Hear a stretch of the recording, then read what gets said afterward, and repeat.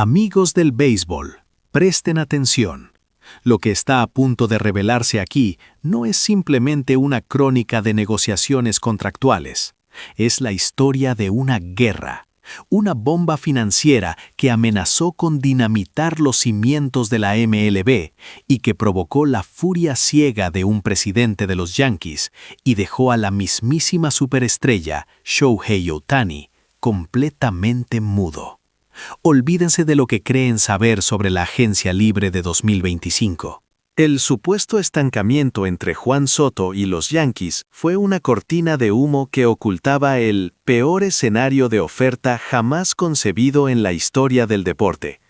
Les prometo que al final de este análisis entenderán por qué este capítulo se convirtió en el punto de inflexión más controvertido del béisbol moderno. Pero para comprender la magnitud de la ofensa, debemos primero entender la herida de la que nació. La crisis actual no es nueva. Es el resultado directo de la humillación que sufrieron los Yankees el año anterior.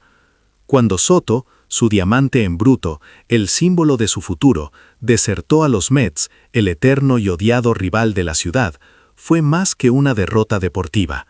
Fue, en palabras de un ejecutivo anónimo reportado por el New York Post, como asistir a un funeral en el clubhouse de los Yankees. La tradición de las rayas diplomáticas había sido pisoteada. El presidente Hal Steinbrenner, aunque mantuvo la calma en público, tenía un volcán de magma acumulándose por dentro.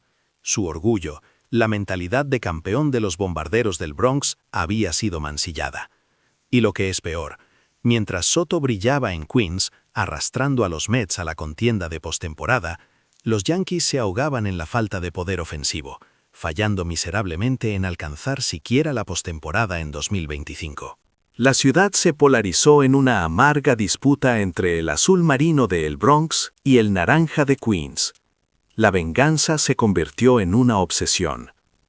Fue entonces cuando la oficina principal de los Yankees, en un acto de represalia tan frío como calculado, ejecutó el primer movimiento de su plan de guerra total, el fichaje relámpago de Edwin Díaz. Díaz no es solo un cerrador, es el alma de los Mets, el éxtasis del Citi Field, cuyo himno de entrada, Narco, simboliza la identidad de Queens. Los Yankees lo arrebataron por una cifra cercana a los $18 millones anuales. Según fuentes internas, el objetivo no era solo mejorar el bullpen. Perdimos nuestro corazón ofensivo con Soto, nos reveló una fuente de la organización. Pero al llevarnos a Díaz, les arrancamos una parte del alma. Es un mensaje, es la revancha del Bronx. Esta maniobra preparó el escenario para la verdadera bomba. La furia de Steinbrenner no se apaciguó con la adquisición de Díaz. De hecho, solo la intensificó al sentarse de nuevo a la mesa de negociaciones con Soto para intentar retenerlo.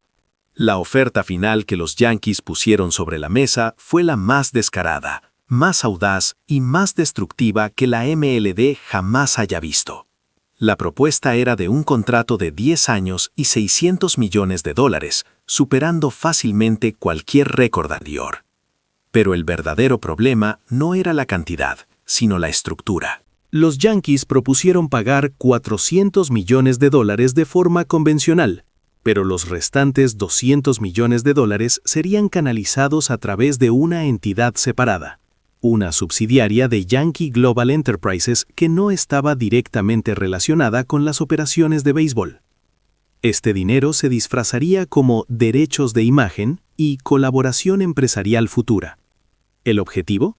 Evadir la penalización del impuesto de lujo y sortear las reglas de reparto de ingresos de la liga, abriendo una puerta trasera para que los clubes más ricos paguen salarios ilimitados sin consecuencias financieras para la competitividad general.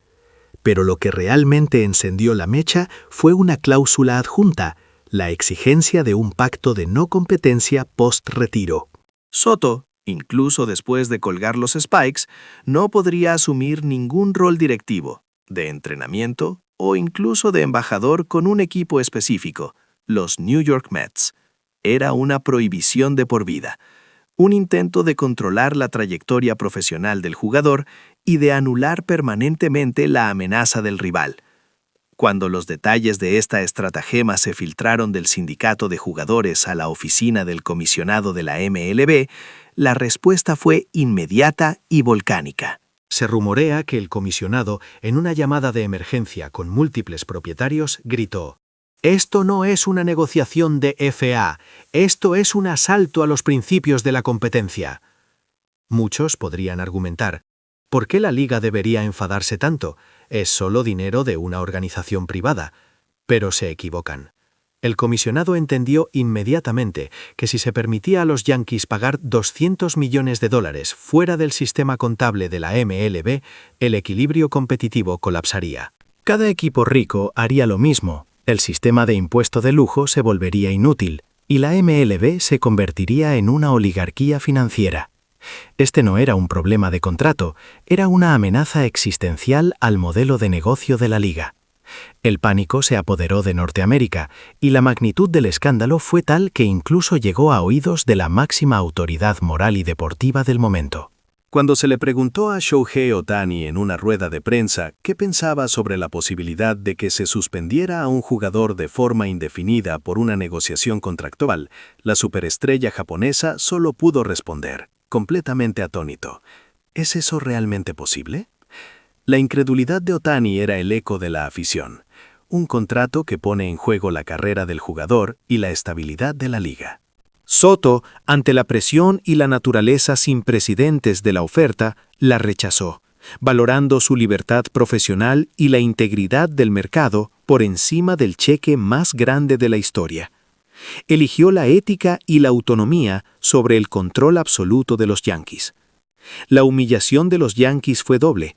No solo perdieron a Soto por segunda vez, sino que su propuesta desesperada y ruin, su intento de romper las reglas con la fuerza bruta del dinero, provocó la ira del comisionado y se grabó en la historia como el epítome de la codicia corporativa. Esta es la verdad no contada detrás del supuesto estancamiento. No fue una simple disputa salarial, sino un intento de subversión financiera que habría permitido a los Yankees pagar un contrato de $600 millones, reportando solo $400 millones a efectos fiscales y de reparto. Esa desesperación, ese deseo de venganza, esa furia interna, es lo que impulsó a los Yankees a ejecutar la Operación Díaz y lo que los llevará a la temporada 2026 con una sed de sangre inigualable contra los Mets. La pregunta que queda en el aire, ahora que el panorama es claro, es: ¿fue esta propuesta prohibida una jugada de ajedrez estratégica, aunque moralmente cuestionable, o una muestra patológica de un club que prioriza la humillación del rival sobre la lealtad a las reglas de la liga? Los invito a dejar sus opiniones en los comentarios. Si esta inmersión en las profundidades del béisbol les ha fascinado, por favor denle like, compartan y no olviden suscribirse al canal 457 para más análisis exclusivos. Nos vemos en el próximo informe.